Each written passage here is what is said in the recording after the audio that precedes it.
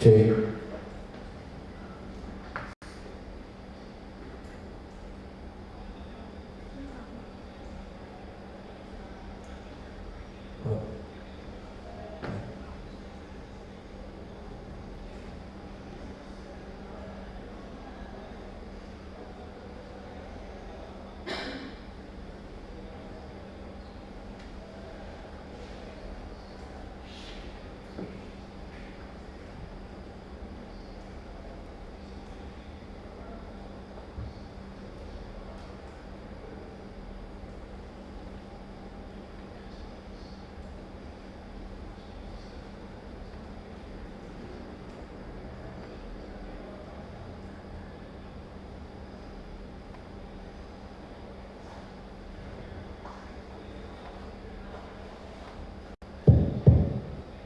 Cek, satu dua cek, cek.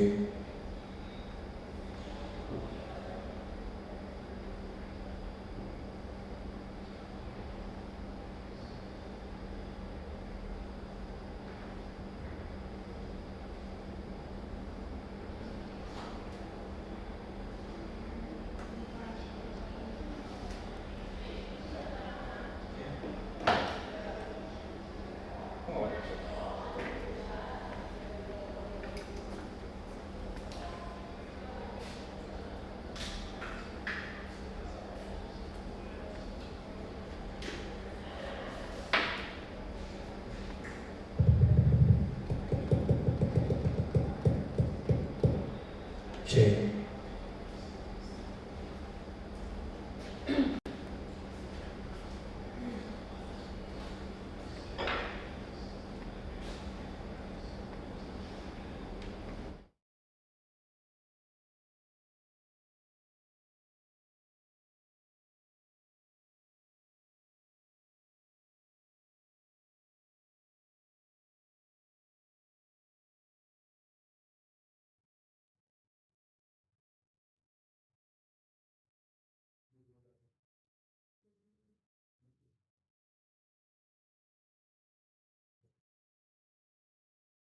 Cek, cek, cek, satu, cek.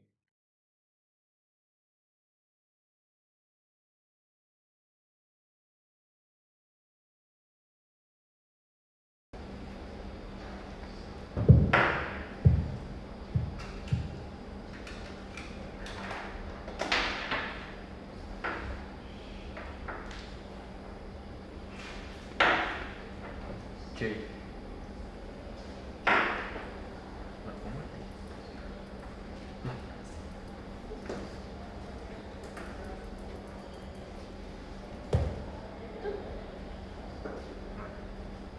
Cek.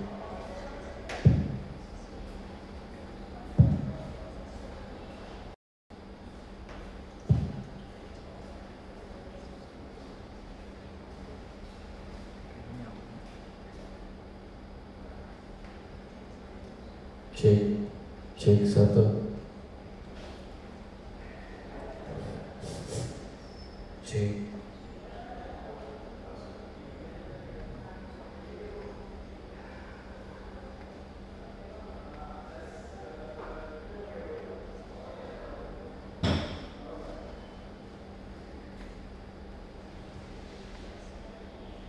Cek.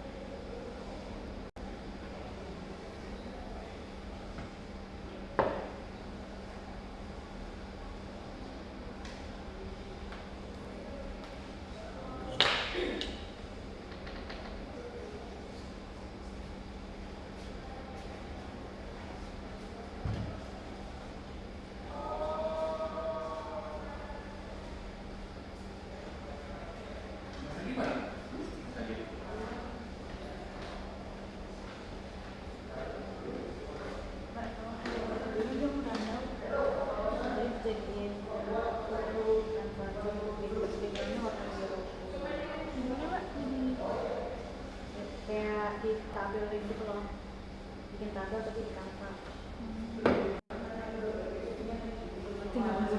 ini kan ditaruh di tempat. Kalau langsung ceritain ini bisa nggak? Aku transfer dulu, kalau terus naik jadi potong. Ini ada ininya nggak? Ini punya Mas lagi. Ada di laptop.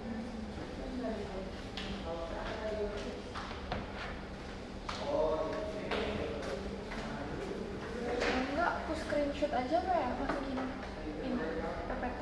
Boleh.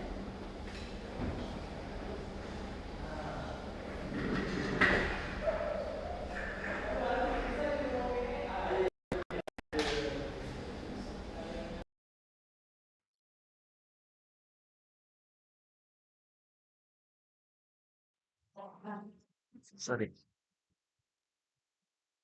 Bang, lu pindah ya? Pindah.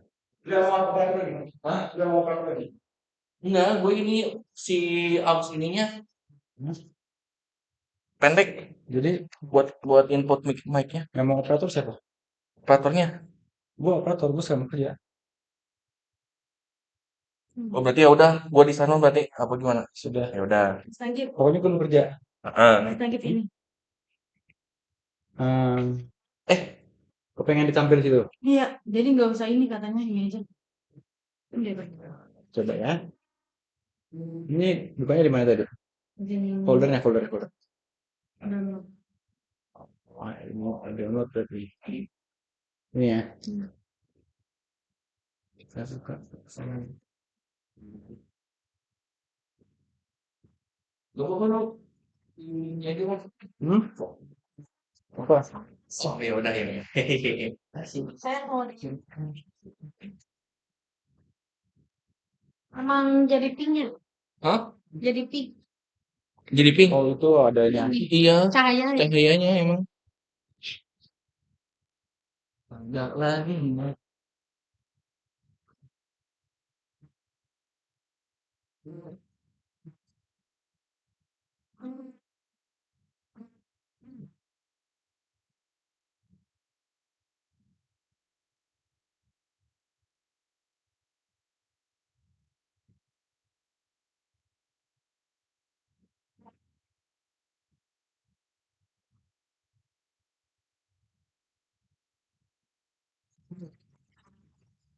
Hah? Nggak kelihatan. Memang.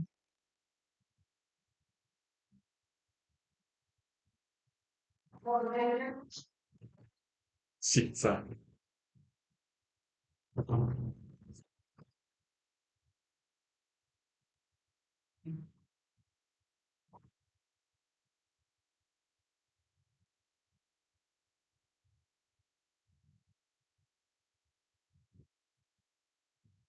Kan terminal kan?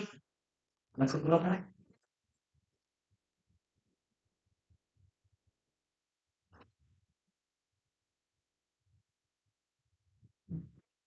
Ini.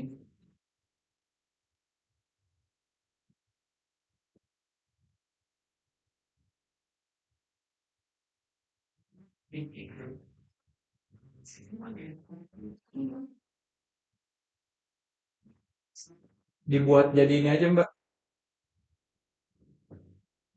Bahaskah? Bahaskah? Bahaskah? Dibuat jadi landscape.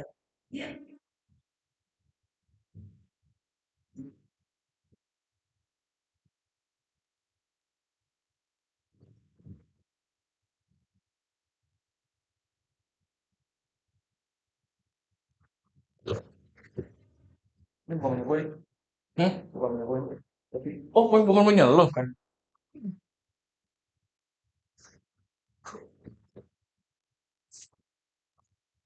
Fakultas B sibuk banget. Wah, pakai ada public lecture. Masuk juga. Ya, ya gimana ya? Emang gak ada keluarnya siapin dulu ya.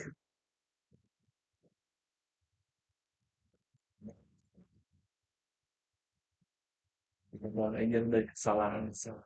Kenapa? Tidak belajar dari kesalahan. Oh, oh, oh, oh.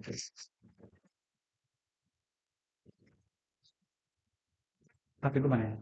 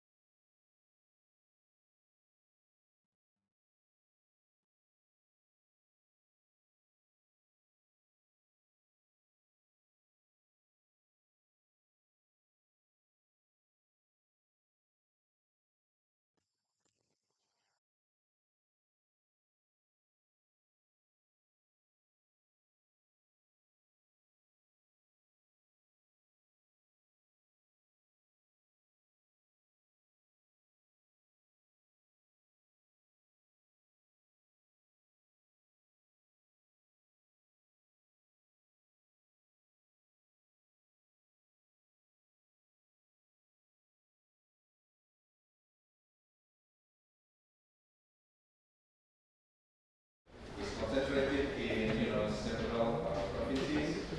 Meanwhile, on the other hand, our renewable potential lies somewhere else, which are very different places. So the places that carry on the cost of moving away from fossil fuel are often not the places that capture the opportunity from this renewable energy.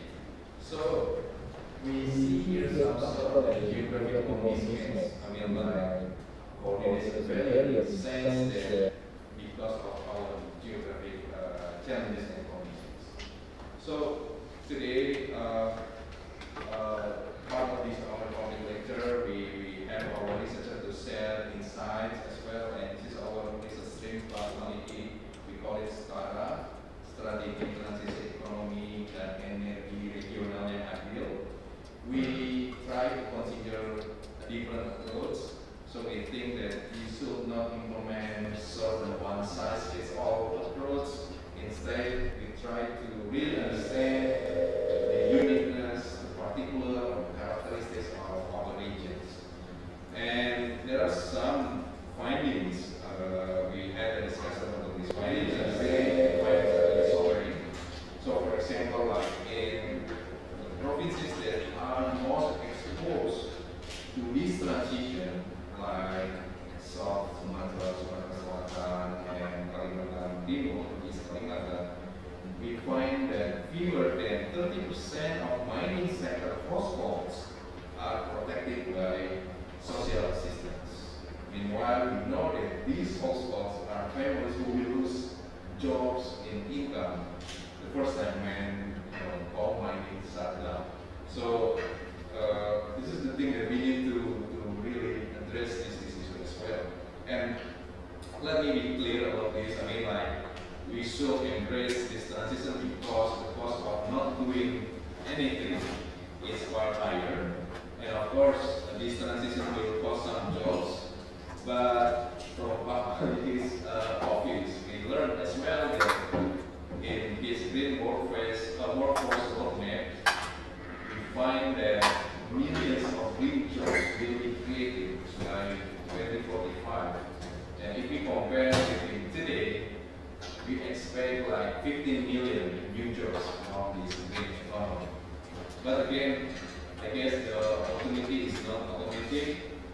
green jobs spread over and arrive slowly. Meanwhile, job loss will come very fast and concentrated. So we need to think about how some of the strategies, policy to address this in the context of skills, social protection, and also how to bring vulnerable first. And this is, I guess, the conversation that we hope to deepen this morning. So please join me to welcome Dr. Maliki to share with us on how we build resilient household for productive workers. And again, thank you for being here. Hope that we have fruitful discussions, and thank you. Wassalamualaikum warahmatullahi wabarakatuh.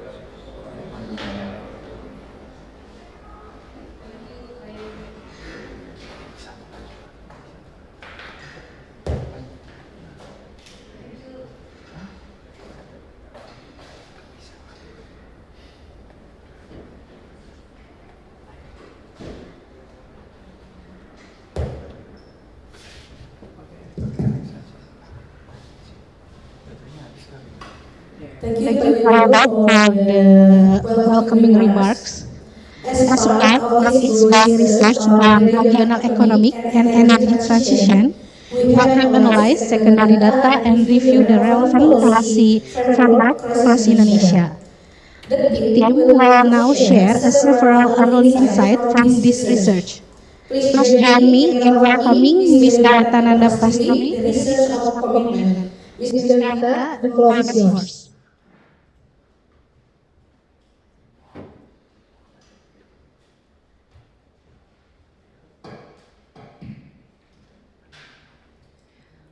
Assalamualaikum warahmatullahi wabarakatuh.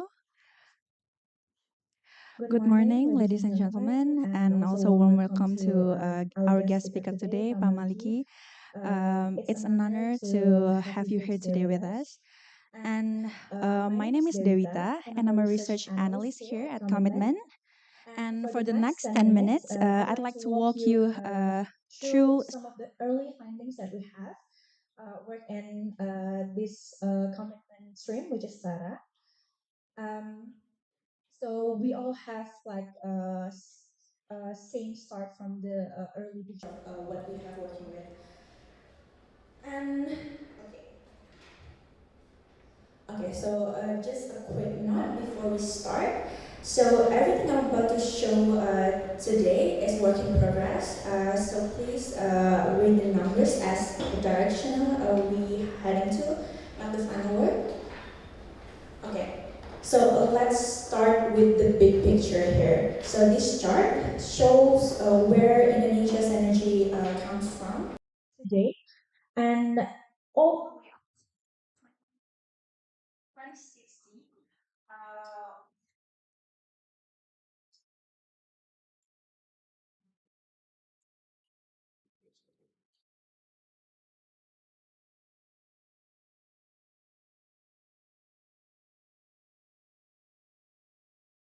Let's see here, the bottom dark blue is coal, and the bold one on the top is renewable energy.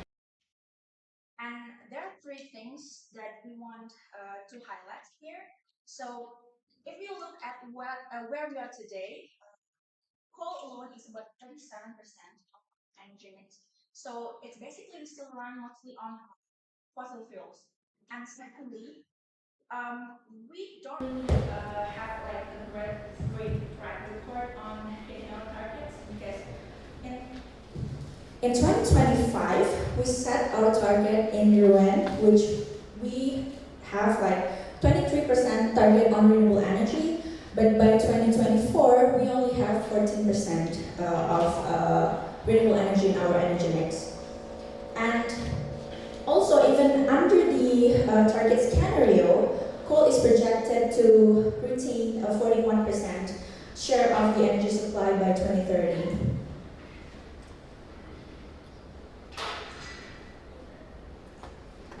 Okay, and this map makes it even more clear. So every bubble here is a power plant, and the bigger the bubble, the more electricity they produce. And lot of color code here, but please focus on the grayish one. If you can see, like, the grayish one is so much on the Java, the bigger the bubble here. So what we can see here is that we are really dependent on coal in our energy mix. So, and this one is a real power plant. So this is made, and we are projected to run it for decades. So when we talk about the transition, we're not starting from scratch. We're starting from a country that's already very deeply tied to coal. And for the good news here, Indonesia's potential for clean energy is super huge. And we'll see here the solar. So we have almost 3,000 gigawatts of it. And the best part is that it's spread pretty evenly across the whole country. So almost every region can tap into it. And on top of that, we also have a lot of geothermal, hydro, and also wind. Even though it's more concentrated in a few places, mostly in Papua and also Kalimantan. So we're actually not short on the resource itself. Where we fall short is on the people and the skills to actually use it. And that's the track I want to follow for the rest of this talk. And then, with all that potential that the previous map shows us, we're actually using less than 1% of what we have already found. And this is where the fairness part is really starting to matter. So the provinces with the most potential aren't the ones with the most skilled and the most strongest and safety net. So if green jobs do show up later, so they could easily skip right past the people who needs them the most. So a few things behind this. So people don't have enough access to green training. So the certificates they earn doesn't always line up from the one region to the next. And the social protection that vulnerable families would need isn't there yet. So a province can be sitting on all this potential and still leave its people behind. And it's simply because nobody planned for them to come along. Okay, so this map here shows us the provincial dependency on extractive. So we try to map the fossil revenue sharing share of transfers and also the mining sector household in Indonesia.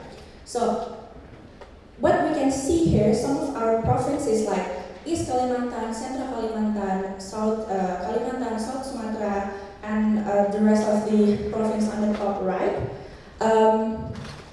has like a high fiscal and also labor dependency on mining and quarrying. And yeah, that's like a lot. And if we speak about like transition, these provinces will be the most at risk because their dependency on mining and quarrying is super high. Okay, and what makes it worse? So this map right here shows how many mining families are actually receive any kind of social protection. In much of the part of the country, more than half of them get nothing at all. So they don't have any protection. So these families whose incomes are depend on industry we are planning to wind down, and most of them have nothing at all to protect them if they have to fall back. And if you try to line up with the slide before, it's a worrying combination because the provinces that lean on fossil fuels are also the ones where families are the least protected. Okay, so the slide here shows the green jobs as a share of green workforce. So if fossil fuels jobs shrinks, The hope is that green jobs will pick them up and just take all the strength, take all the slack. But right now, green jobs is only 2.6% of all the jobs in the country. So it's only around 3.4 million people out of 148 million. And even if we say about the best case, that 2.6% will only grow about 3% by 2029. So there are a few problems sitting underneath that number. So a lot of green jobs aren't officially recognized yet. So we're probably underscoring them now, and there's also like a big gender gap, and with almost 90% of green workers are men, and most of the jobs needs at least a high school education, which shut out a lot of workers who are most at risk.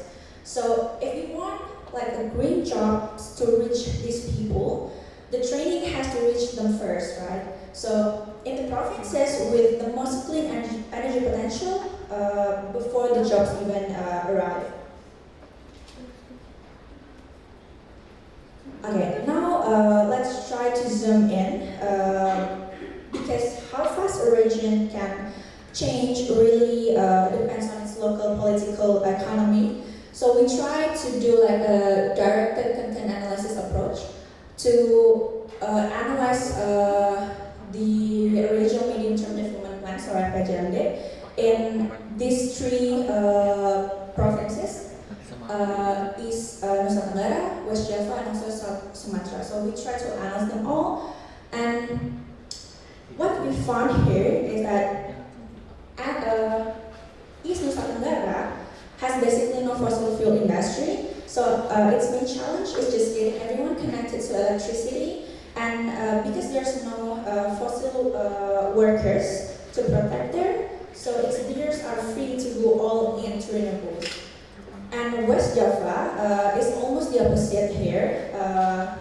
They're like a heavy industrial provinces, but still running mostly on fossil fuels. And even though it made some real clean energy commitments, it also planning to expand fossil fuels on purpose. And for South Sumatra, it's our coal provinces here. So South Sumatra is one of the biggest coal producer in the country.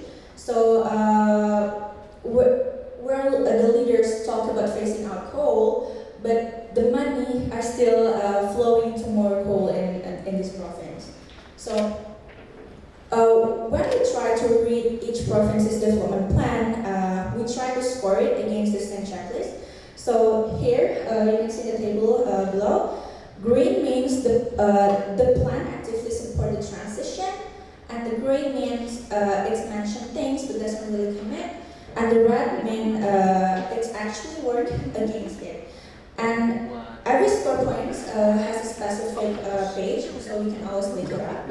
And let's look the overall pattern here. So most provinces do pretty well on planning on involving the public on the plan on transitioning. But if we see the row on the phasing out fossil fuel here, both West Java and South Sumatra are red. So even though they score like well in other criteria, they also still expanding fossil fuels at the same time. So this is like a mixed signal to us because they're trying to support the transition, but they still like lack on the phasing out on coal. Okay, so we moved to the training centers that we try to collect here. So we collect the data on the training BLK that provided by the the Ministry of Labor. So, can this province actually close the skill gap? The question. So we try to map the training centers here, the BLK, against the workers actually are, and the stories same in all here. So in South Sumatra, for example, the poor province, the centers are bunched up in a few spots with barely any green training where mining workers are. So there's still the training center for green jobs are still low here. And also in West Java, well, we can see there are more training centers here, but again, a very few of it has like a curriculum for green jobs. And well, it also happens in Nusa Tenggara Timur, East Nusa Tenggara.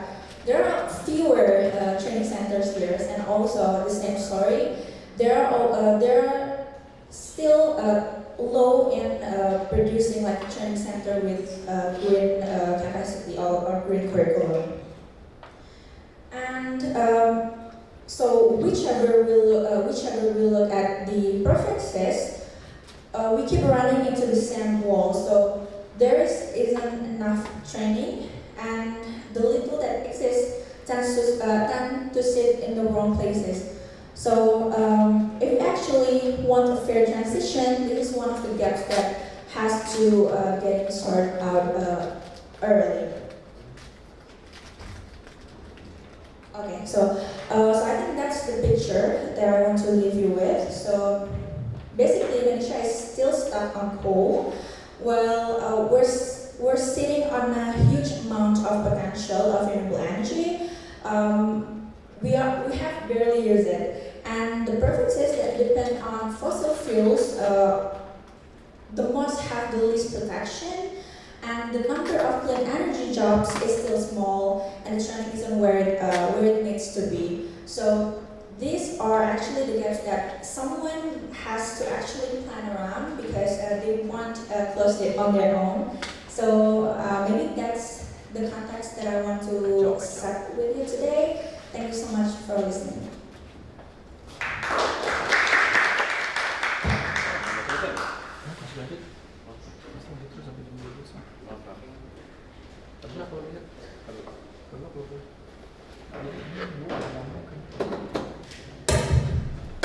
Thank you, Mr. Rima, for the insightful presentation.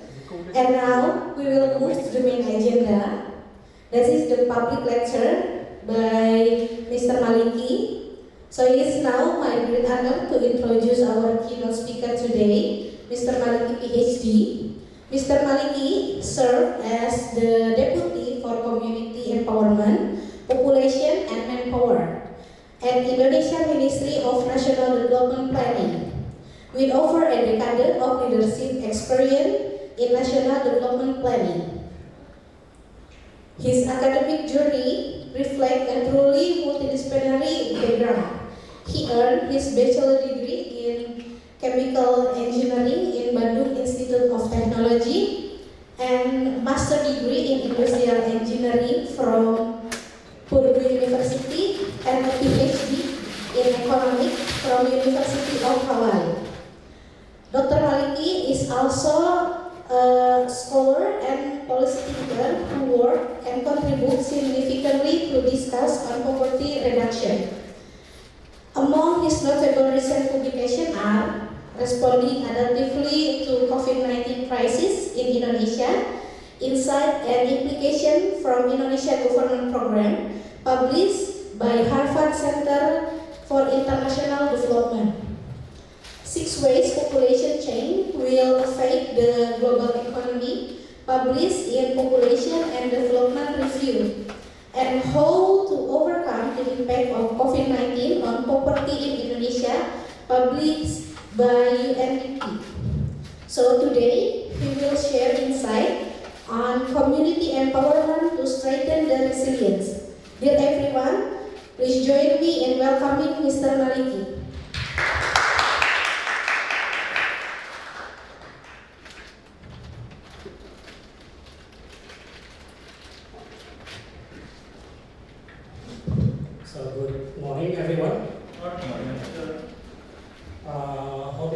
actually the students come from Indonesia. And from other than Indonesia? You're from Malaysia or the other two? Okay, anyway. So I just only, because I have pantun, I just prepared the English pantun, so I thought the lecture is supposed to be in English, so the pantun is also have to be English. So you know the rule, eh? Under the stars we sit and pray, hoping for joy in every room, with every smile along the way. We say with love, Assalamualaikum.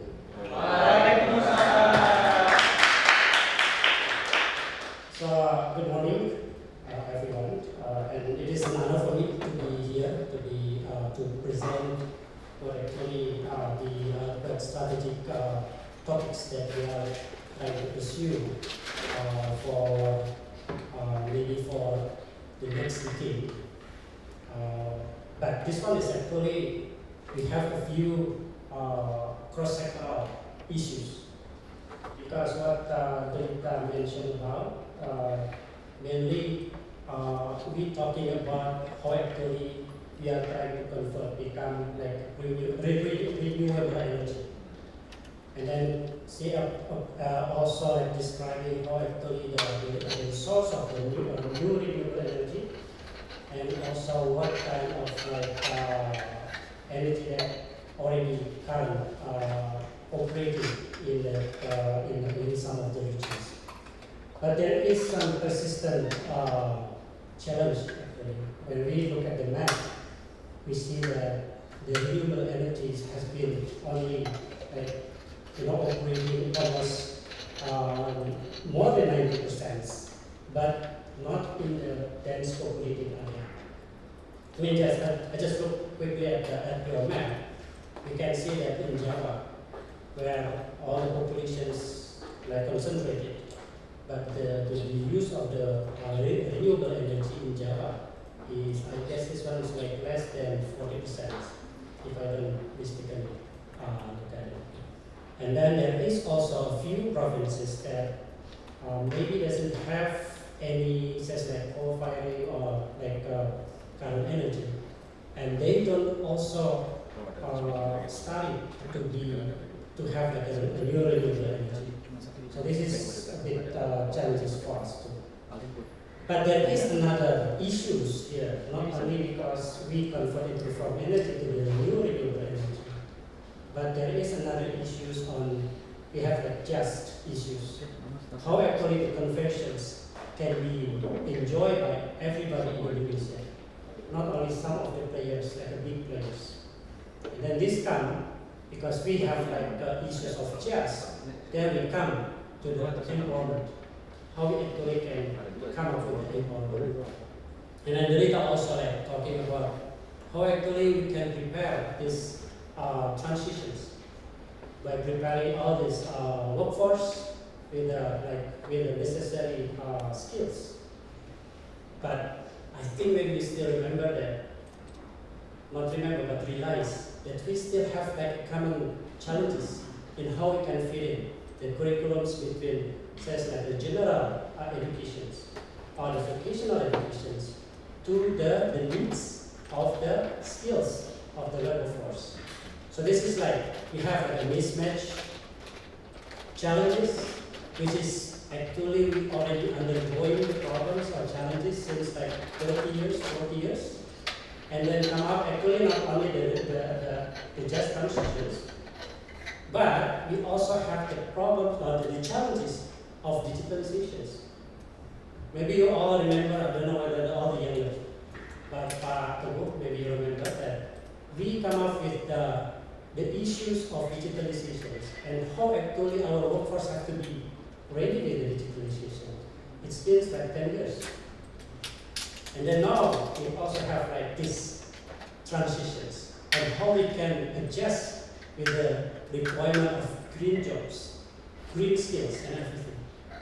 So what I'm going to say here is that Indonesia is actually undergoing a very tremendous many of the challenges that we have to tackle maybe only during this period.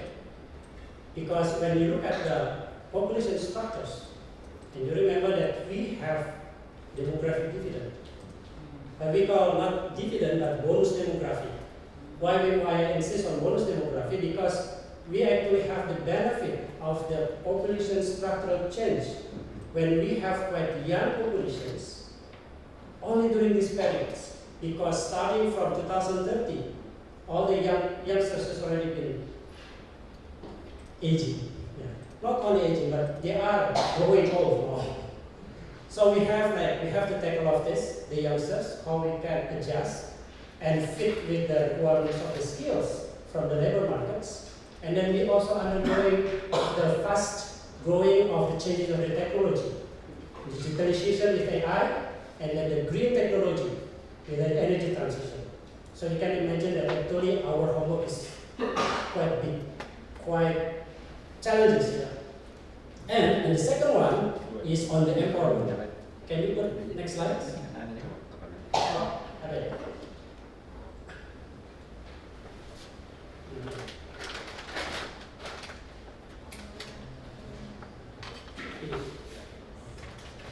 So this is a cartoon.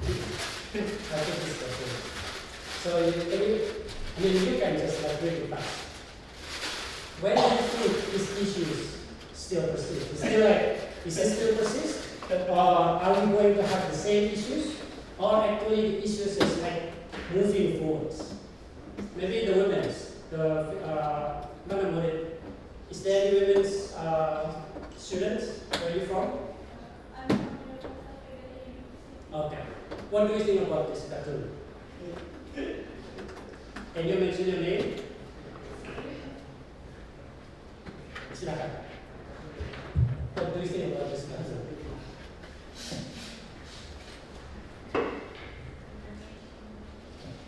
So this is actually like, you know that when I came to Bappenas in 1999.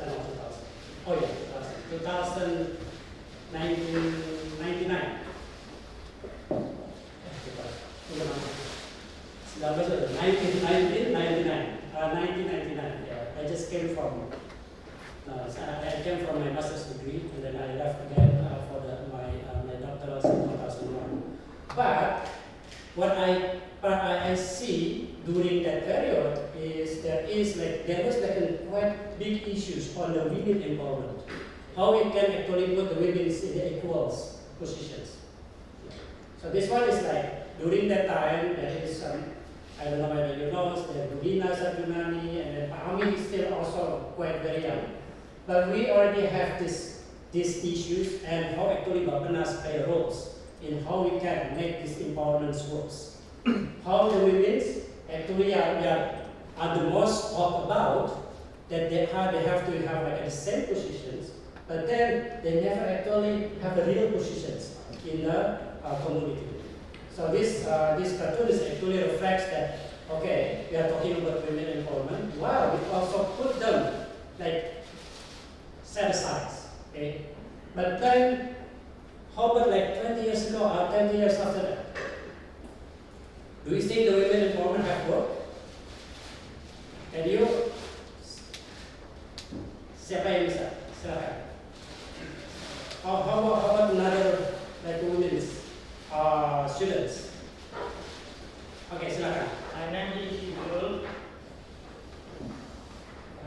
is Yuzul from Faculty of Social Science.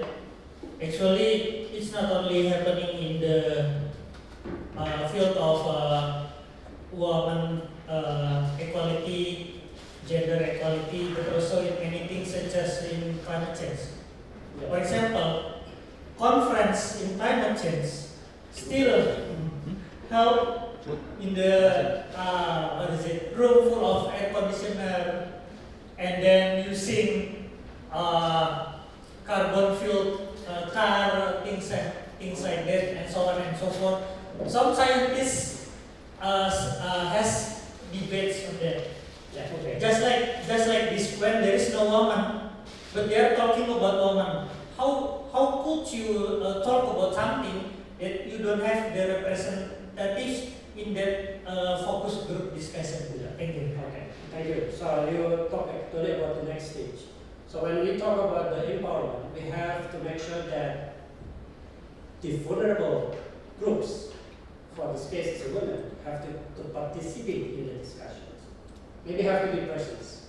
But then after present, you also have to make sure they participate. After participate, we have to make sure they are listened.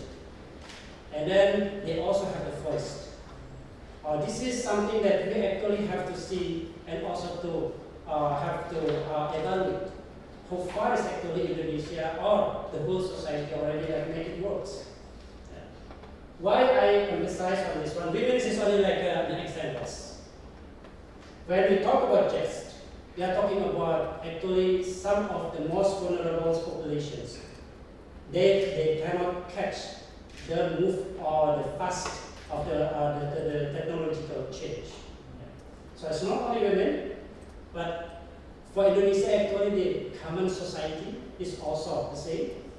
The workforce is also the vulnerable because if we are talking about like energy transition, energy conversions, so the workforce who doesn't really have like a chance to move forwards with the new skills, then it will not be adjusted.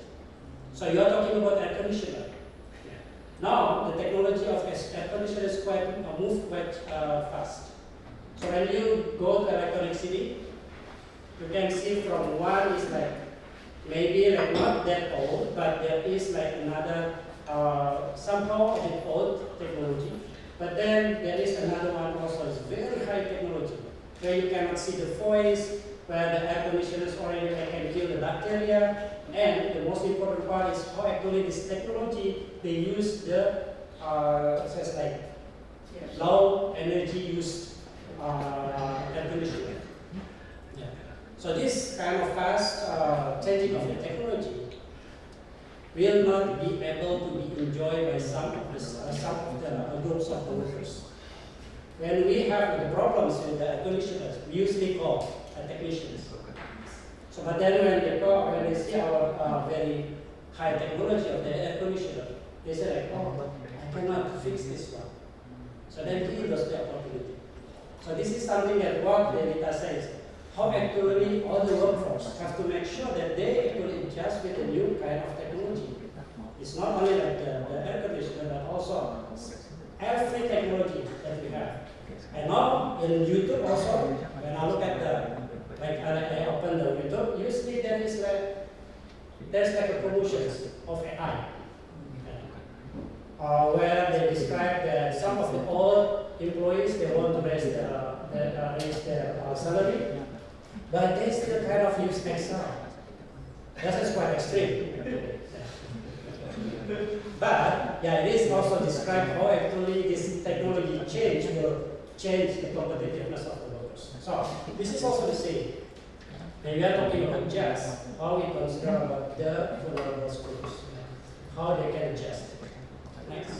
So what Delita already represented, actually there is some of the policy makers, some of the policy strategies that have become like the portfolio of another deputy ministers.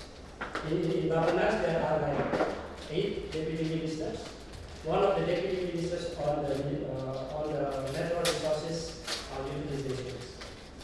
But then there is another portfolio that I have to make sure that these policies are like become also profitable or become like enjoyable by others populations. Next. So let's start with the community empowerment. What is the community empowerment? Usually it is sometimes and most of the times the empowerment is always like defined like two words. One is on capability, and the other one is on economics.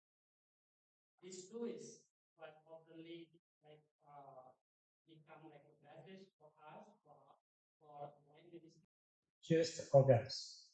So therefore, if we are talking about the economic empowerment, usually they are talking about how they can actually provide like self-sufficient jobs, self-sufficient says like entrepreneurs.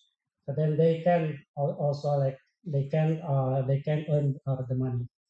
But actually,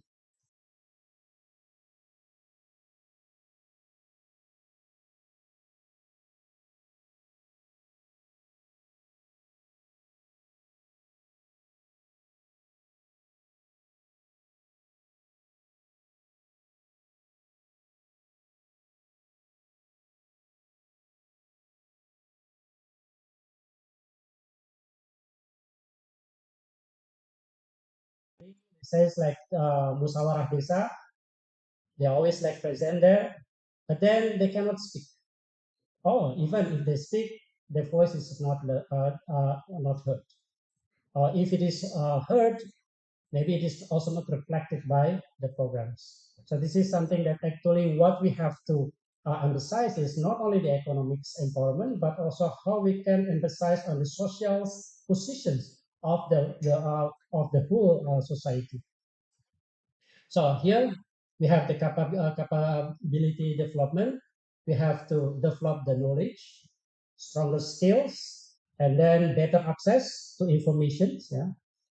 So therefore, we have like a long-term self-sufficiency.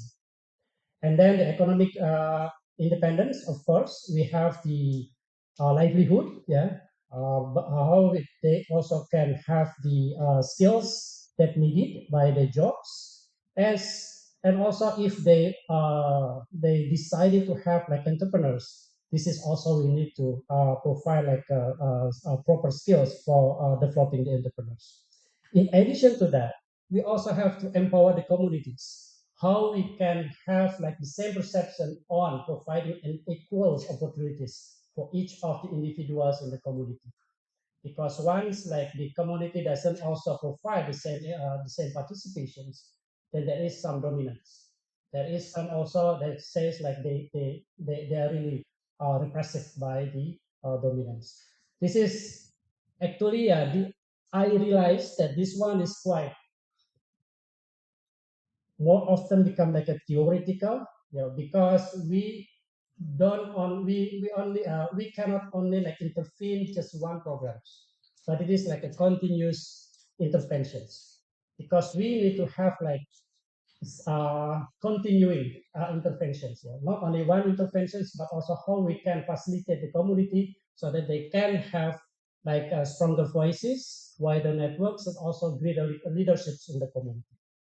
And then the last one is on the like the formal governance of the society, because we have the village government. Yeah, this is become like a formal government in Indonesia since we have the law of the village. So therefore, we also have to develop an accountable governance, stronger collaborations, and also greater resilience. Yeah.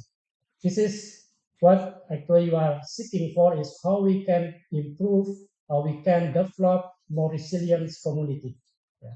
So if we can consider about these four, I guess maybe we can have more greater resilience communities. Yeah. With any change, with any rapid change or shocks. So this is the ultimate goals: building socially resilience and also economically self-reliant communities. And how about our evaluations? Next one. Okay. So this is we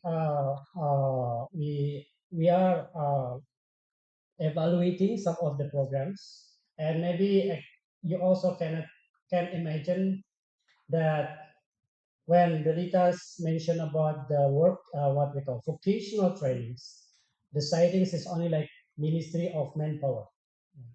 But actually, almost like 18 line ministries providing what's so-called empowerment, skill development. Yeah. So you can imagine how actually we have to coordinate. Coordination is okay, actually is okay. Yeah. but how we can make this 18 or more than 18 can line up with the same standardized empowerment types. So then they can, like if they integrate or they can have like a standardized empowerment types or empowerment programs, then we actually can synergize. Yeah. Well, when we synergize, small amounts of the budget is not a problem. It's not a challenge when we can fit in with each other. Yeah.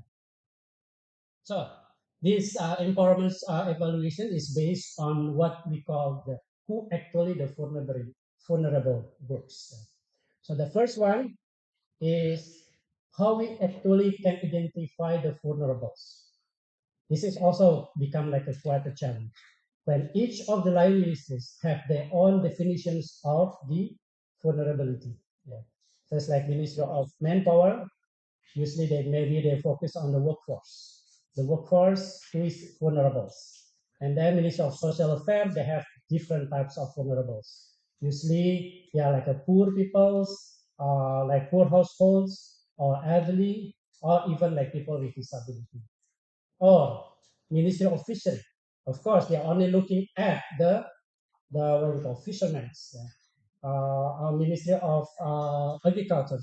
So the problem is not the problem. The challenge is that we don't have like a comprehensive data that compromises the full definitions that enable all the line ministers can work together, can intervene together, so then they can synergize all the programs. So then the impact of the program become like more efficient. So this is the data with coordinations, of course, maybe you already, I think you already know. And then another one is on the type of the empowerments. Because some of the empowerments, I think majority of the empowerments is only emphasizing on the assistance, as well as the economics, empowerments, economic aspects of the empowerments, but yet they give the assistance. That sometimes it is also not empowered enough. So when some of the line ministries they provide the skills development for entrepreneurship, it is usually ended up with like giving up, says like an assets, providing some of the assets for the production's tools, such like the households. They provided like a trainings for cooking, yeah, cooking says like cookies, but then just only one or two trainings, and then they also provide with like a free says like work plan, the work equipment. So then it is also not teaching how they actually like empower themselves to be like a self-sufficient entrepreneurs, and the interventions are also very short. So then it is not ensuring the sustainability of the programs. And then inclusivity. When we have actually this cabinet, we established one existing ministries become like a new one, BKKBN, the Family Planning Agency, become the Ministry of Family Development. Actually, I saw like this one is quite a good development, but it seems like it is also become a very big challenge for us on how we actually can interfere the programs from the family. So the one that we haven't yet addressed is on the family resilience. So therefore, we also have to teach the family. Yeah. Maybe the simple example is like this. So when you are going to the village, now actually when I mean compare with when I was child, the village is very clean. The river is very clean, so then you can also like take a bath there. Yeah. But now when you look at the village, especially when I just noticed, yeah, like West Java, usually the village is full of garbage. Yeah, everybody just like eating all this what we call snacks, and then they just throw it away.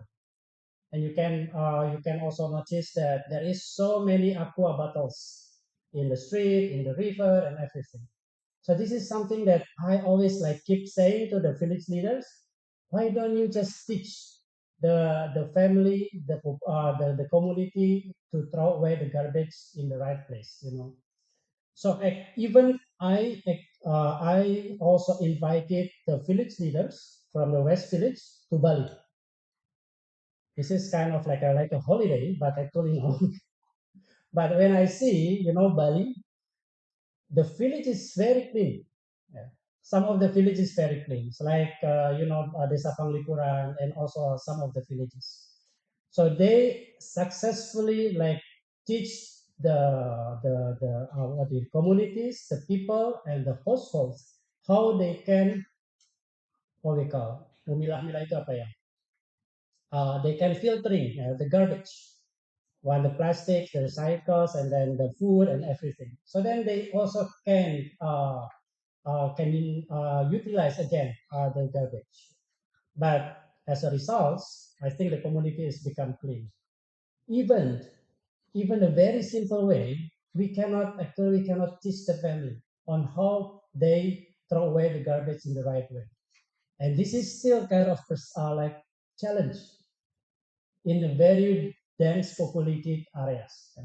So in that examples, I was thinking how actually we can interfere the programs or empowerment programs actually starting from the family, teaching the parents on how they can also teach the children to have a proper a lifestyle. This is something is actually really very critical. So, but not here. We are not really having that program yet. Yeah. And then the participations is not fully inclusive. This is the same as our examples where when we call discussions, yeah, we are already invited some vulnerable people with disability, elderly, and also some of them, the women as well. But yet, I think they don't also have capability to talk. They don't have capability to voice their minds. Yeah. So this is something that we feel it is not really inclusive. How actually this inclusivity is being forced, being acknowledged in a proper way. And then the short-term economic empowerment.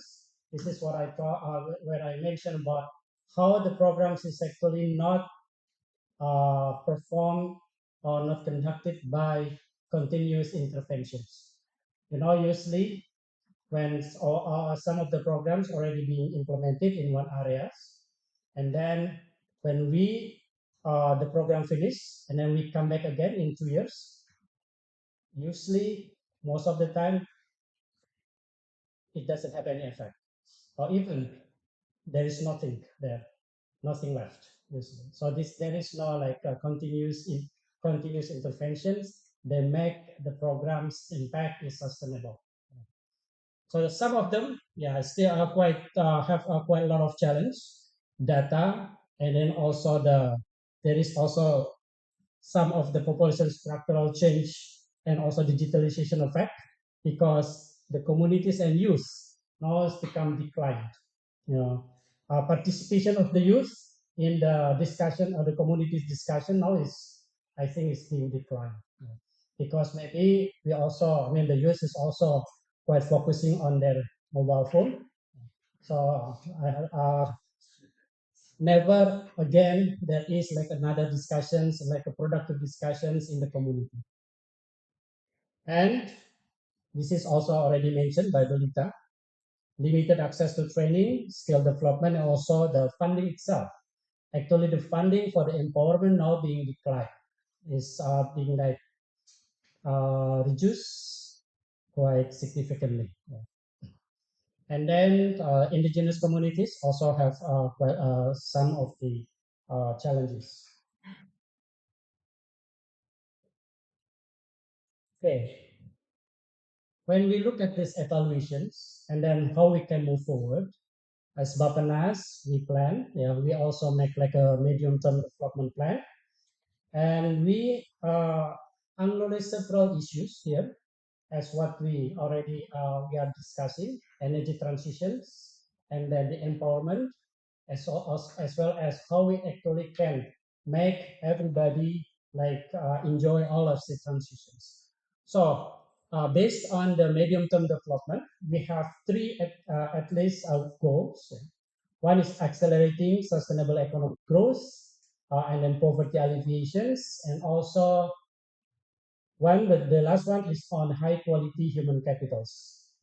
The third one is actually become very critical, yeah, because when again looking at the population structures, the next 3 years, this is the only periods that we have quite big chunks of the young populations, and then after the period it will decline. If we don't prepare them, then it won't be ready for the next periods.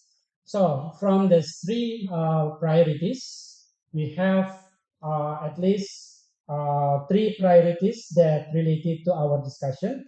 One on the self-defense, that including the self-sufficiency in food, energy, water, and everything here. And then the second one is on the national priority 6. We have the village, building from the village and from the grassroots. This one is like referring to the empowerment. And then the last one is on the environment itself.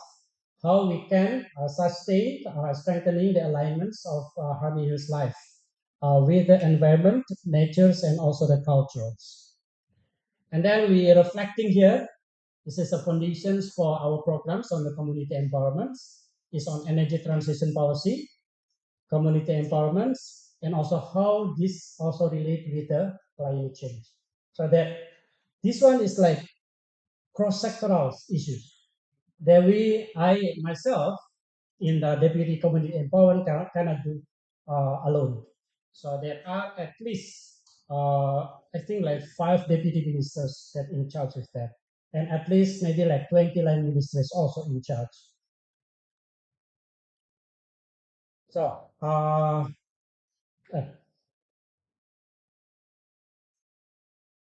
so when we are looking at the programs, we have several stages that are being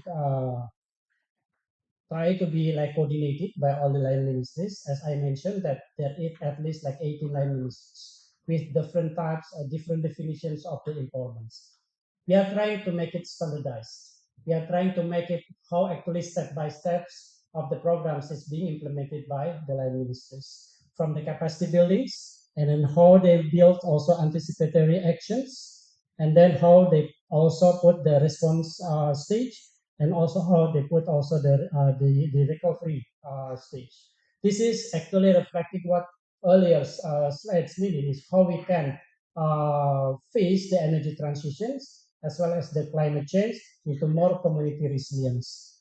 So here, the capacity buildings, the first stage is on how we can actually put more capacity buildings. My view is that we have to have like our own like LPDP fundings for the capacity buildings, for the skill developments, because LPDP is still kind of formal education. So we are looking for developing the what we call skill development fund. How this fund can be persist and can be also accumulated as well as can be recycled, yeah, for increasing the skills development, so then they can adjust with the fast technological change. So this is capacity buildings, and then how this is in terms of the community levels, how we can also empower the communities by building resilience through the stock readiness of strategies. And then the next steps also, I think, have this respective strategy. So therefore, this is actually not only we are talking about the energy transitions, but also the climate change and also the disaster management, because those three factors is affecting our achievement of the programs. As later I will describe.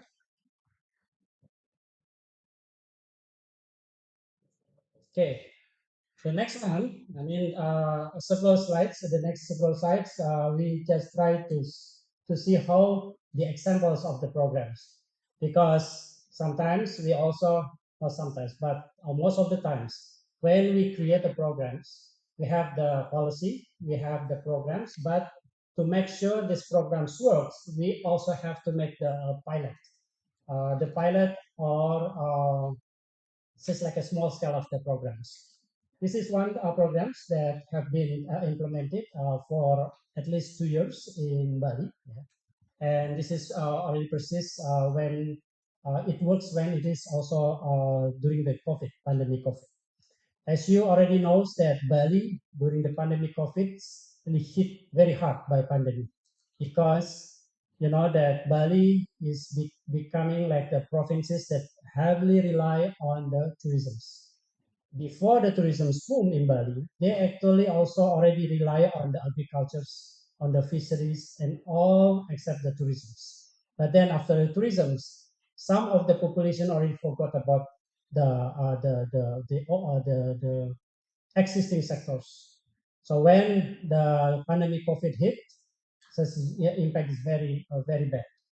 So this is what we did in Kabupaten Bangli. We emphasize on the capacity buildings on the people with disability, also the coffee farmers. So before the pandemic, the coffee farmers usually buy the seeds from the merchants, and it costs quite a lot. So therefore, the profits of the coffee merchants is not that much. And then there is another group, the people with disability, that after the pandemic of it, after the tourism hit, they don't have any jobs. So we put like our capacity buildings on the for the people with disability on how they grow the seeds, and they also develop the nursery. So they develop the seeds of the coffee, and they sell it to the farmers. So this is like a mutual benefits of the development, because when the farmers buy the seeds from these farmers from the people with disability, the cost is much less, yeah, because they already have quite efficient uh, grow of these seeds, and then it is also sustained. Yeah. They're also providing the skills for the people with disability. So here we have like integrations of the organic coffee, yeah, with the livestock farming, and then we also developing coffee plantations. This is the coffee farmers is in Buleleng, yeah, some part of the Kabupaten Bangli. We also have like a providing assistance and mentoring for farmer groups, yeah, of the small medium enterprises. So when we look at this one, we see that actually we can build more resilience to the vulnerable people, especially the people with disability. So we provide the skills. We also provide like the knowledge of the financial literacy. So we also provide the entrepreneur skills. So then they can develop more like more sustained entrepreneurs. This is 2 years, still 2 years, and then still undergoing, because we still have to facilitate them to become like more growing entrepreneurs. Uh, so this is one of the examples of the green practices where we provide skills, yeah, for the vulnerable people. And then the second one,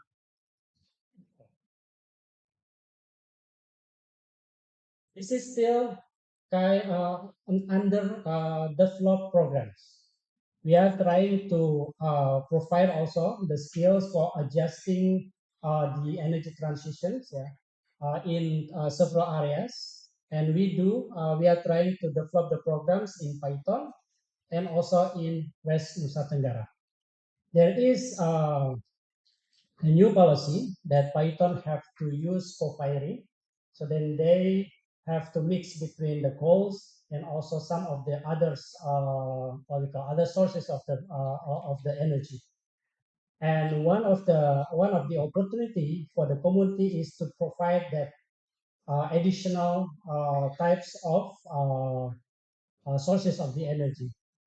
So what we have here is how we actually can empower the society between these two groups, locations. One is social protection beneficiaries and also the farmer group associates. And in Probolinggo, we have also the community forest farmer groups.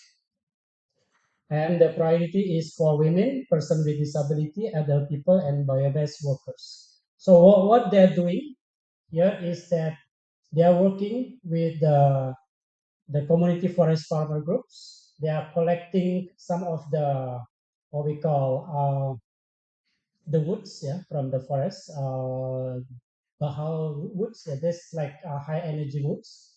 So they also process all the woods, the gamma plants, yeah, to produce the wood pellet productions, and also become like wood pellet. And some of them, they also produce the wood biomass waste because not only the woods they provide, but also some of the waste. So they have the wood chip productions and the wood chip products. So from these products, we are trying to sell that one to the Python. So then become like become one of the sources of the calling, the co-firing. Yeah. This is one thing that we do is how we can actually empower the activities, yeah. Technical capacity buildings on energy tree cultivations, and then wood pellet productions, and then we also cultivate the gammals, produce the biochar, and also the manure-based briquettes for household energy. The manure briquettes usually is from the biomass. And we also providing entrepreneurships and business institutional strengthening and also mentoring. The last one, the mentoring support for the vulnerable groups is, I think, become like a critical point because all the programs have to be facilitated, continuously facilitated because like developing entrepreneurs among the community, among the society have to be uh, like hourly basis jobs, yeah, so they can also become a good entrepreneurs. The stakeholders here between Bapenas, we are collaborating with UNDP and then also PLN and some of the local government and some of the CSR partner as well is become involved in this. And we also providing facilitators.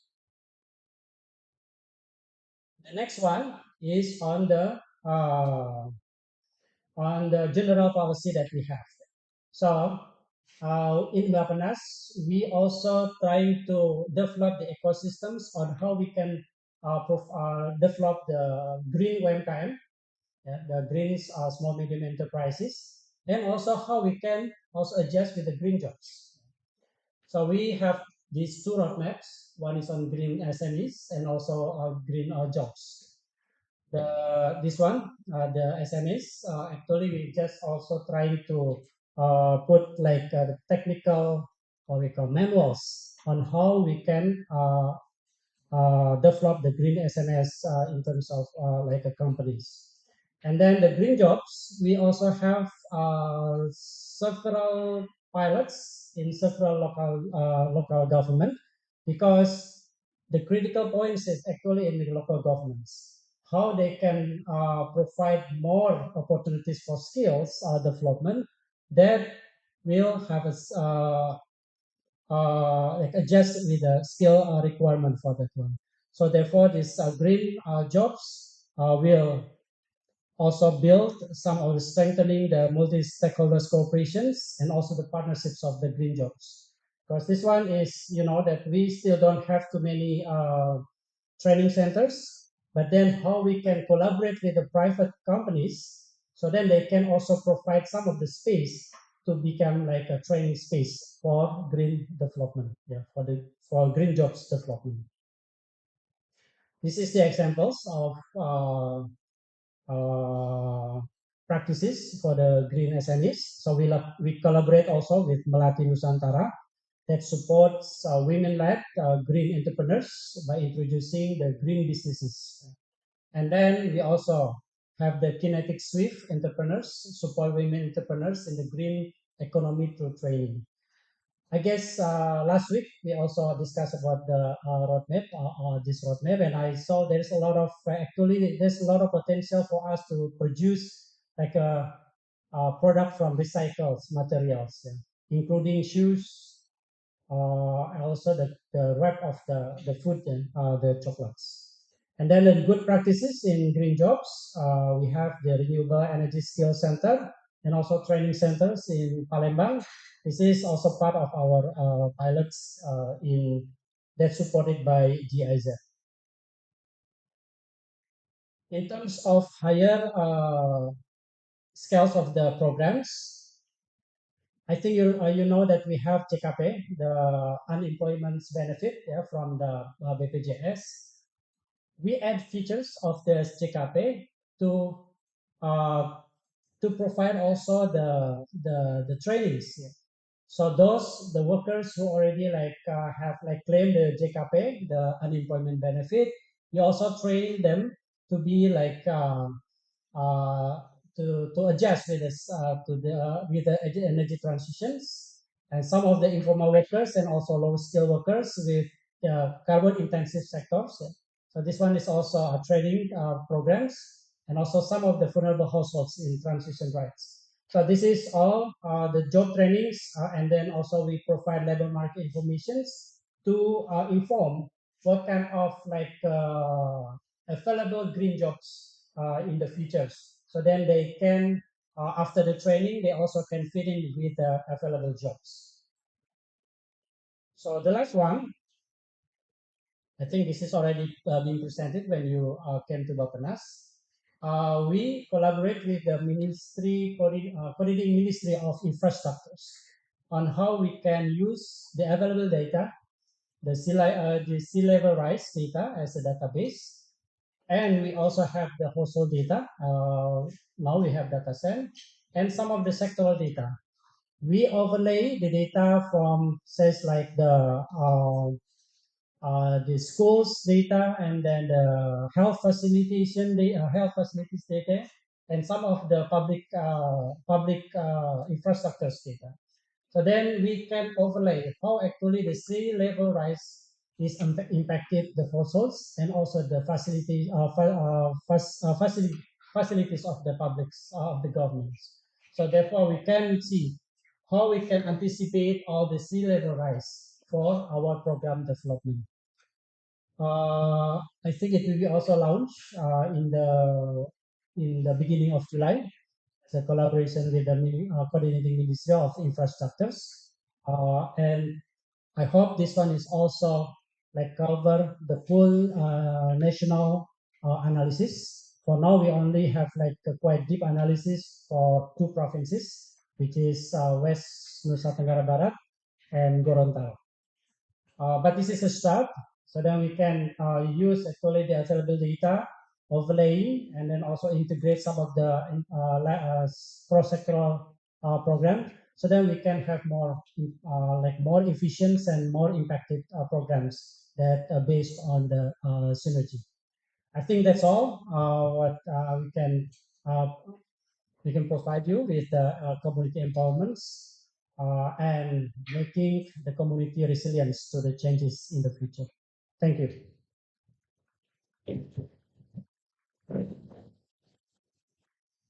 Thank you, Mr. Maliki, for the insightful presentation. And now we will move to the Q&A session. For the participant who would like to ask a question, please raise your hand. Kindly introduce yourself before asking the question, and we will take three questions due to the limited times. Please. Okay, three. First. Zero. Speedy. Okay. Thank you, Asri. Thank you, Pak Mansi, for your very insightful presentation about the current situation of green transition and job in Indonesia. So my name is Sirojudin Arif. I'm researcher at Commitment as well as a lecturer at Faculty of Social Sciences. So I want to know more about the process of skill development in Indonesia. So from Devita as well as from your presentation, we have identified several problems. We know that green jobs are now only 2.6% of all the jobs in the country. On the positive side, this means that there is a lot of room for improvement, given the fact that just energy transition is tools that now we have to deal with it. We also identified that so far in our social protection programs, we still have to develop, given the fact that the program pay attention mostly toward social assistance rather than building community, human capital, and so on. On the other side, we also talk about green skills development. So I would like to know more about the linkages between this by asking you this question. So when we think about green job, green skills development, at least there are a couple of issues here. Number one, from the supply side, we see that there are some initiatives initiated by GIZ and maybe also from government. So the question is, how is it possible to expand this initiative to include more people in the green job skills development? What is the most difficult challenges that we are facing now? Is it, let's say, is it fund? So when you say green skill development fund, is it because of too few people or too few agencies are invested in keeping in the fund? Or is it because of coordination between, now we have BLK, we have and SM and so on? How is it possible to incorporate green job or green skill development in these instances in BLK, in SMK, and so on? That's from the supply.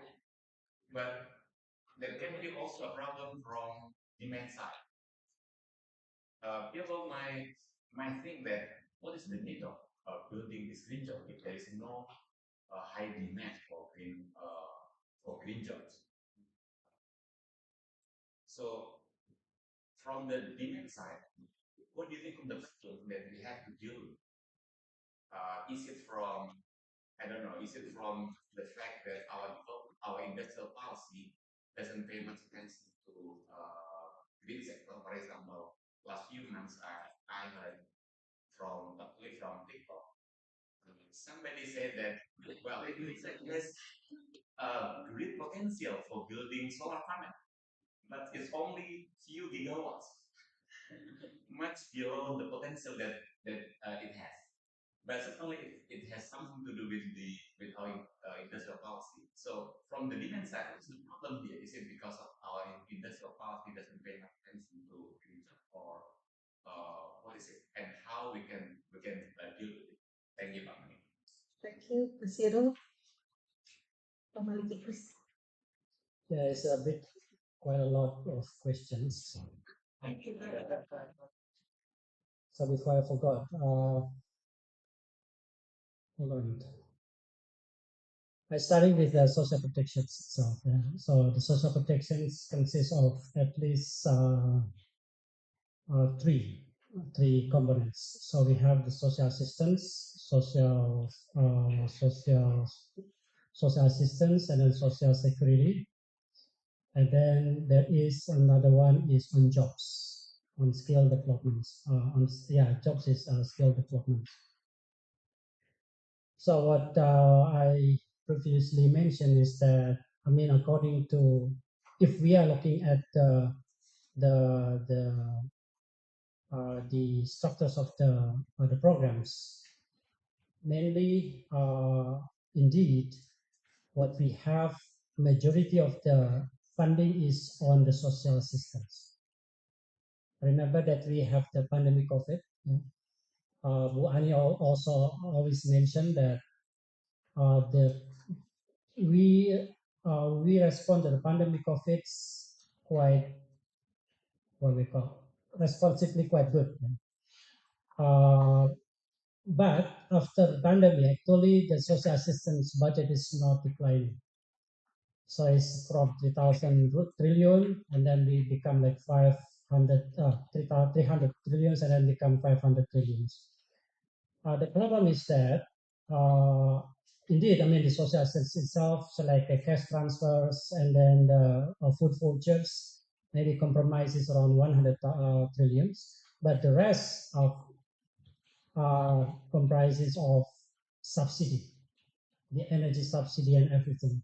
That actually, in terms of targeting, is become like a challenge. But then how much is actually for the empowerment? The empowerment itself, like a skill trainings, the entrepreneurship trainings is only around, I think the last budget, 2024 is around 10 trillions.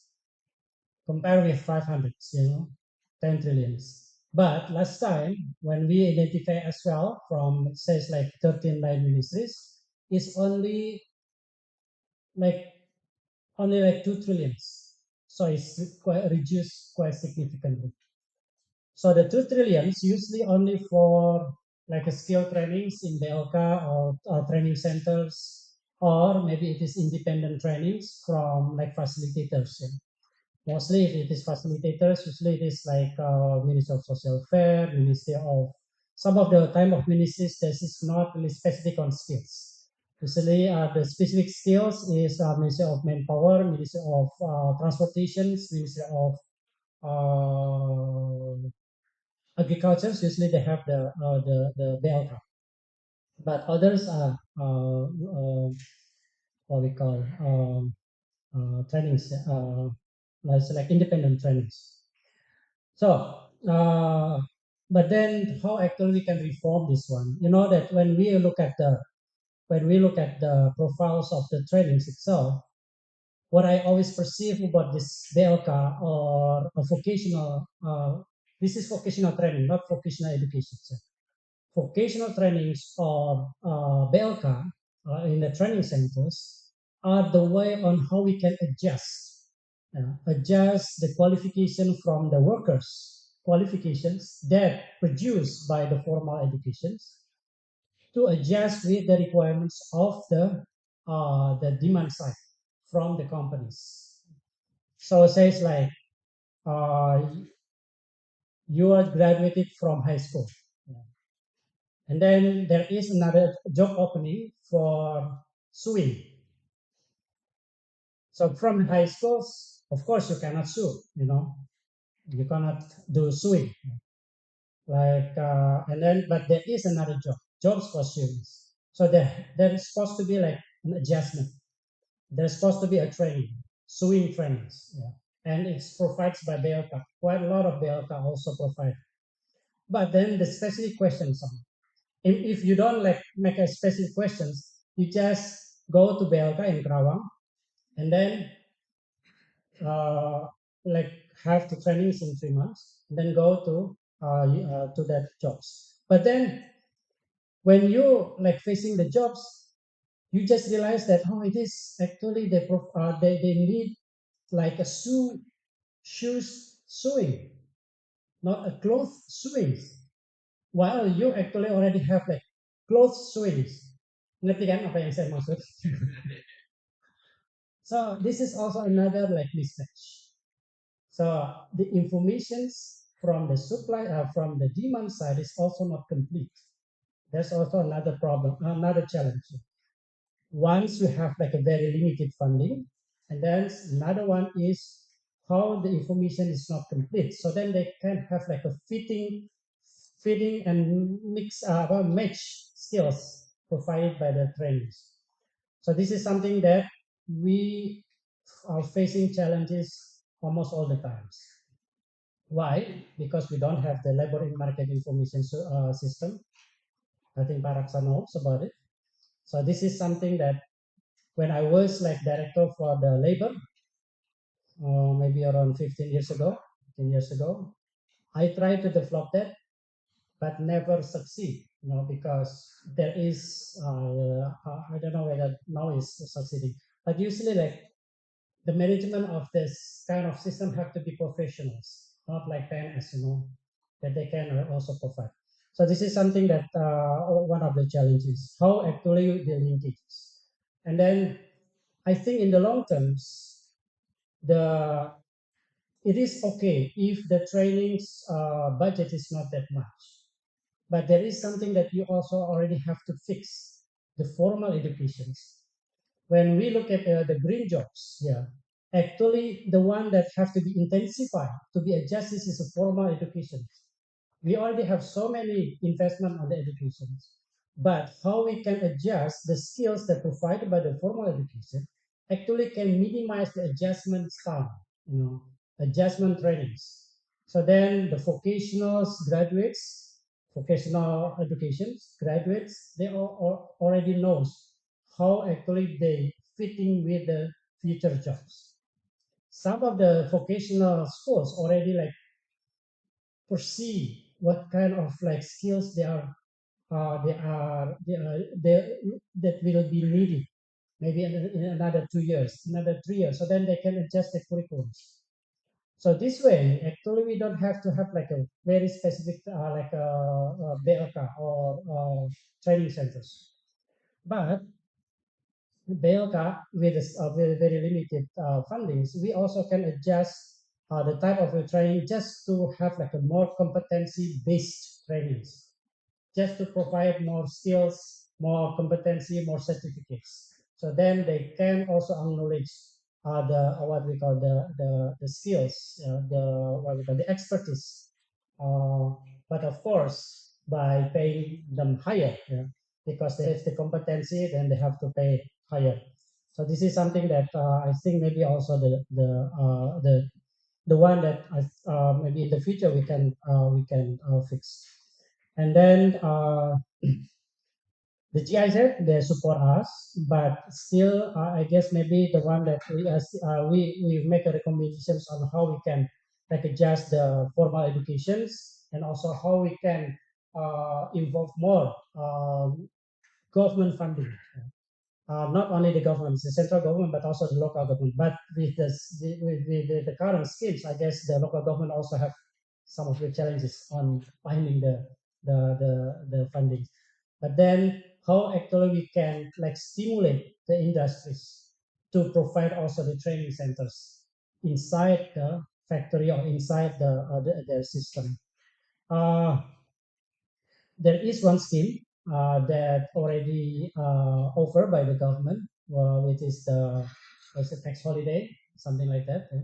The trainings tax system or something like that.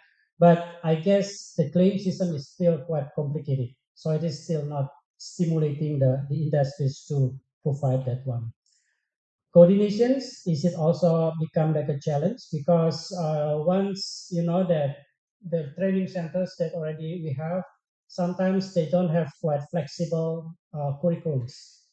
The curriculums they have to provide it, the adjustment of the curriculums that they have to provide it if in case any specific skills needed in the future, they need sometimes like 1 or 2 years to adjust the curriculums.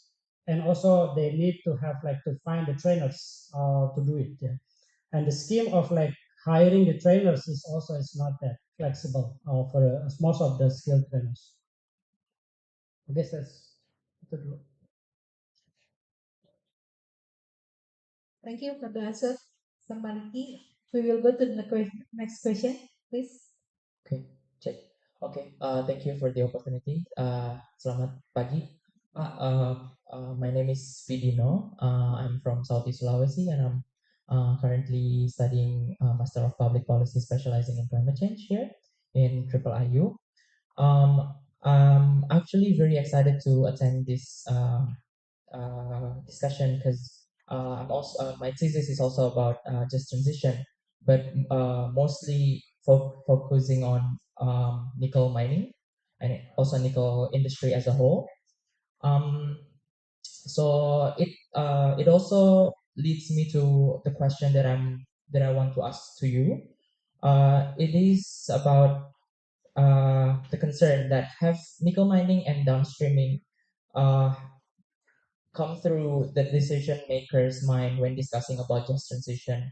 The reason why I'm asking this because first, the research that I found that extractive mining as a whole actually haven't been uh, integrated to just transition, even though especially in nickel, it's very important in order to in order for us to transition to electric vehicles. So my conclusion is still invisible in terms of research discussion. So is it also happening in the government?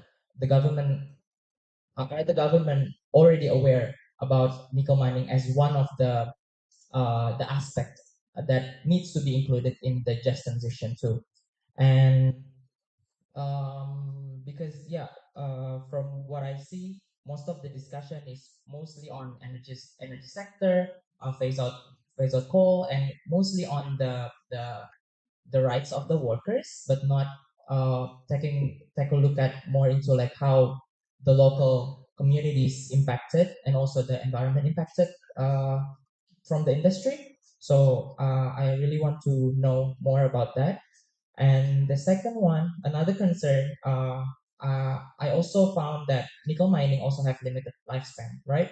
And when the livelihood and the lifestyle of the local people has already shifted to a more mining centered lifestyle, like, and at the end there will be a time that the nickel mining will close and the whole industry is going to be finished. So does the government already have in mind on how to make sure that after the industry finished, like how will be the livelihood of the local people after, since like the whole lifestyle of them is already shifted to a more nickel centered industry. So those are my questions, sirs. And maybe the last question is a little bit short, but I also wanna know about how Bapanas or actually adapt to adjusted and also lower funding.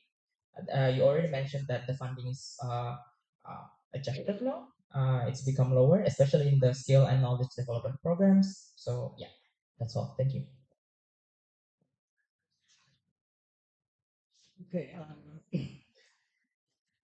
For the first questions on the says like on the policy itself, I don't really familiar. I'm not really familiar with this the policy on nickel mining, but what I know is that we have to downstream the process of this nickel mining. In terms of the skills uh, acquisitions, I guess this is the one that we emphasizing on how we can build more what we so called like during this one during the discussion is resilience. Yeah. Resilience means that so I mean in simple ways that we have two types of the workers. Yeah. One is on the higher skills, and then the other ones, if you are talking about the community, usually like in the medium and to lower skills. The higher skills have to occupy also the necessary technology, the technology that may be already like fast growing, fast changes. So this is therefore I guess we also have to provide them with what we call this adjustment capability. And I hope through the formal educations in the university on the engineering education, we have this kind of programs, you know. So just for examples, I guess in my university in ITB, I guess some of the technology have to be also adapting to. You know, it's just not only very classical knowledge of the technology, but also have to be to familiar with what kind of technologies that will be developed, like a recycling technology or higher intensive, says like more safe energy technology and everything. So this is something that I guess the responsibility of the formal educations, and then how we can adjust with the community resilience. This is what we are talking about on how we can also provide not only like one type of skills, but also we have to provide some other skills, you know, so then they diverse their skills and also their capability on generating the economy. So the second one is on how Bapenas adjusts to the lower funding is we are trying to see other alternatives fundings. Yeah. There is one, I mean, from the existing APBN, we try to make it more efficient implementations. One of them is that how the first one is how those line ministries don't overlap interventions between at least the communities, but they can like fill in each other. So this is one thing that even haven't been implemented. You know. So when you're talking about say like the budget is like 10 trillions, but there is still kind of inconsistency, there is some like inefficiency and also some overlap, then it will be much more efficient to have like 2 trillions, but each of the line ministries can be more efficient on this one. And then how with this small funding, we also can trigger other fundings, like how we can also put like a seed funding, so then we can have like more what we call recycling funds, like a skill development funds. So this is one thing that we try to also to try to find to develop. And the third one is we also try to synergize with the programs in banks, in CSR, on others parties, stakeholders. Yeah, hopefully we are strong enough to coordinate, and then also we strong enough to also, we can suggest them to make a very good coordinations among us. Okay, thank you, Mr. Maliki. Last question, please. My name is Mila, and I am actually a disability student at Masyarakat University. Disability provision in major institution. Thanks for the opportunity and incorporating just energy transition framework. Incorporating the just energy transition framework, the biggest challenge is often identifying the most vulnerable workers and households. How does Bapanas integrate microdata such as BPS, Susenas, DTSN, or RIC-SUSIC into predictive modeling to ensure that policy interventions such as energy subsidies or workforce upskilling are precisely targeted and inclusive, leaving no one behind? Thank you. Thank you. So actually we've been working on with this data. Yeah. So Susanas is a macro levels. This is a surveys, national surveys that not identifying by name by address. So by Susanas, we actually can identify and also can make use the data for planning purposes at the national levels. We have some of the numbers. We can identify how many of the people with disability by provinces, by districts, and also by type of the disability. So therefore, we can use the data to sharpen our what we call action plan of the people with disability. And then when we are talking about the targeting system, we have to use another type of data. We know we have the integrated data, we call it data set. But meanwhile, I guess data sets still have like some challenges in identifying the people with disability. Because when we cross check the numbers from the Susunas and data set, there is still some inconsistency. But in terms of the implementations, actually we have some already best practices.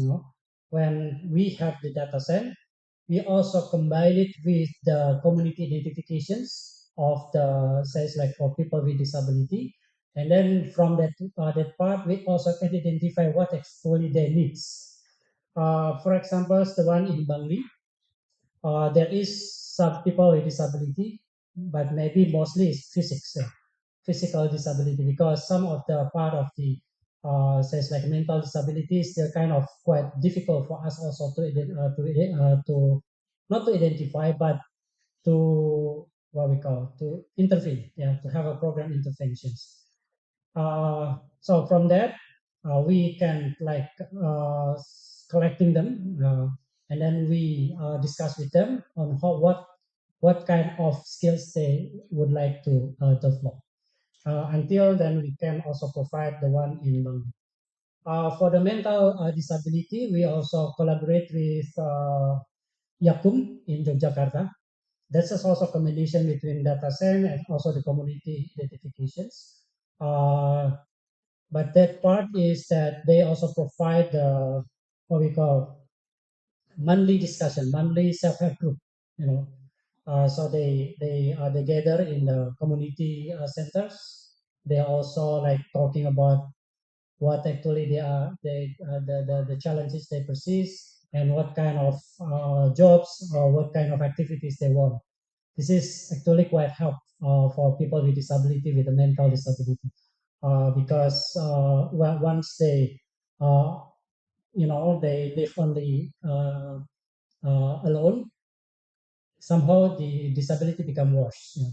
But when they already like collected, they gather together like in a routine basis. So this is quite help a lot for them. Okay, thank you, Mr. Maliki, and we have a great discussion. Dear everyone, this is bring us to the end of public lecture.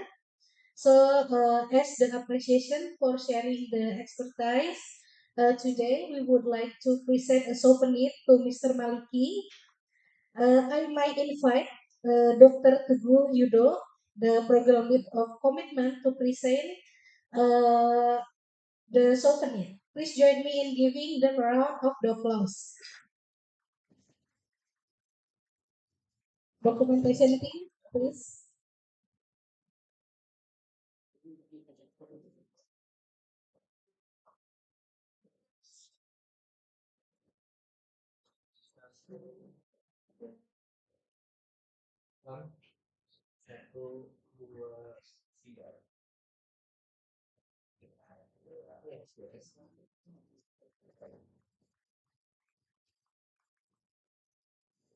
Okay, everyone. We hope today's discussion has provided a valuable insight on building resilient household and productive worker in Indonesia and just energy transition. Thank you for your participation. Wassalamualaikum warahmatullahi wabarakatuh, and have a wonderful day.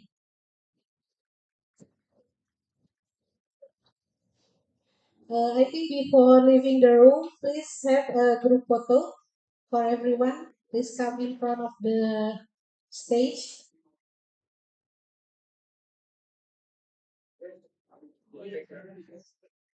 Operator,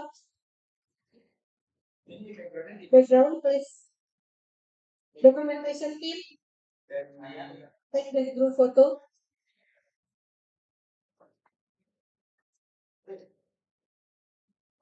So, everyone, please come to the.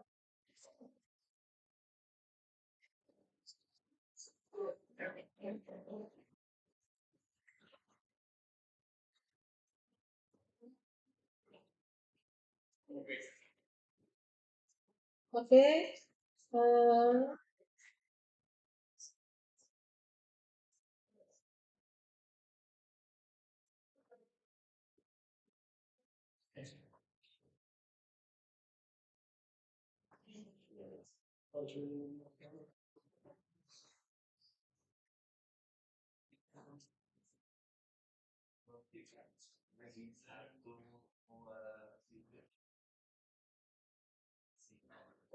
okay, thank you, everyone.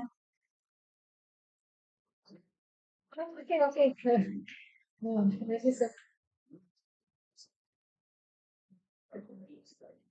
one who asks question, please. Kasih ditanya. Souvenir dari Bapenas untuk yang bertanya.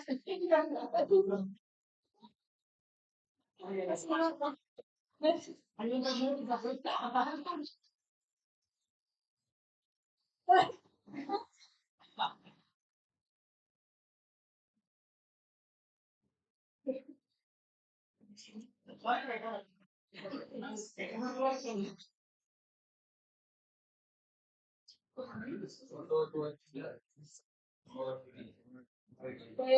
you, everyone.